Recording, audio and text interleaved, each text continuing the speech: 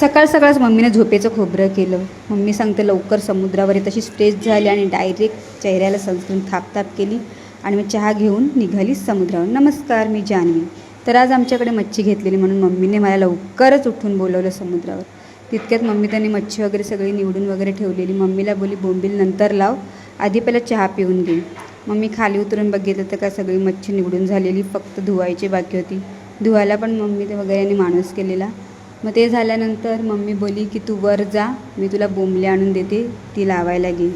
मी करते बापरे, वर्षभर मच्छी घेतली नव्हती आणि आत्ता मच्छी घ्यायची काय गरज. तर मम्मीला मी विचारली मच्छी कशासाठी, तर मम्मी बोली पावसाळ्याची सोय, आता काय बोटीवर चढणार, आता का मच्छीचं नामोनिशाण संपणार, म्हणून सुकी मच्छी सुकवण्यासाठी ती घेतली.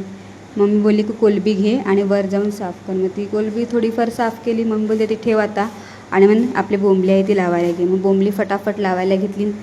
बोंबली लावल्यानंतर मम्मीने काय दुसरं काम डायरेक्ट वाढवून दिलं. मांदळी आणली आणि माझ्यासमोर टेकली.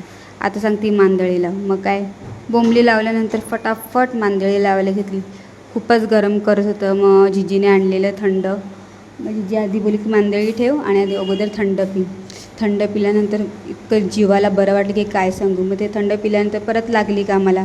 मांदळी पूर्ण लावून घेतली आणि मग जिजी बोंबील लावायला लागलेली. मला काय बोंबील लावता येत नाही. मी जिजीला बोली मला शिकव तू. तर बघा किती छान प्रकारे मस्त जिजीने बोंबील लावलेली. मग जिजी मला सांगत होती की कसे बोंबलाच्या गळ्यात गळे टाकायचे आणि ती लावायची. आपल्याला काय पहिल्याच फेरीत काय जमत नव्हतं, पण थोडीफार शिकत होती. मग नंतर आमची मीना जिजी बिचारीला बरं नसतानाही ती आम्हाला ताक, थंड पाणी आणि कणेरीची पेस्ट घेऊन आलेली. मग ते पिल्यानंतर मस्त फडक्याच्या खाली बसली. मस्त सावली होती आणि थंडागार वाराही सुटलेला.